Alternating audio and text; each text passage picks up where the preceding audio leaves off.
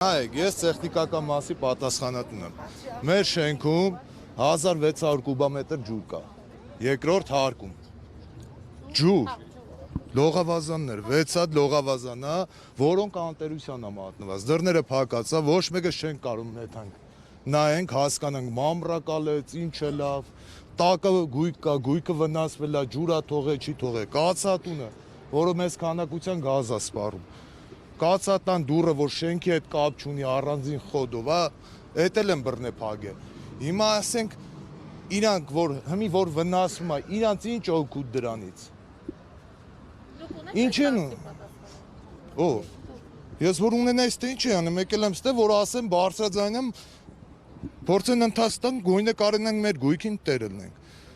Մոտավորապես 200 ծաղիկ կա այս շենքի մեջ։ Սա չորացել է։ Այսինքն ինչ են ուզում, եթե էսի վնաս տալ չի, ուրիշ ինչ է։ Ես խնդրեցի գույնը մենակ ես մտնեմ, այդ գույքին հետևեմ, տենամ խնդիր չկա, չեն թողում։ Հենց այդ գործողությունների օրն եք ասում, դրան նախաձեռնում։ Հենց այդ օրն եմ խնդրել։ Սմա զանգ տվեք գգանք, բայց որ ում զանգ տանք։ Որտե զանգ տամ, տեղ ասեք զանգ տամ, գան ինձի մտցնեն ներս այդ գործողությունը անեմ։ Ըստ այս ամենը քաղաքական հանգամանքներով։ Երեք այդ քաղաքականությունից չխոսամ ես խոսում եմ այն վնասներից, ինչը կրում է այս հիմնարկը, այս բանին, էլի։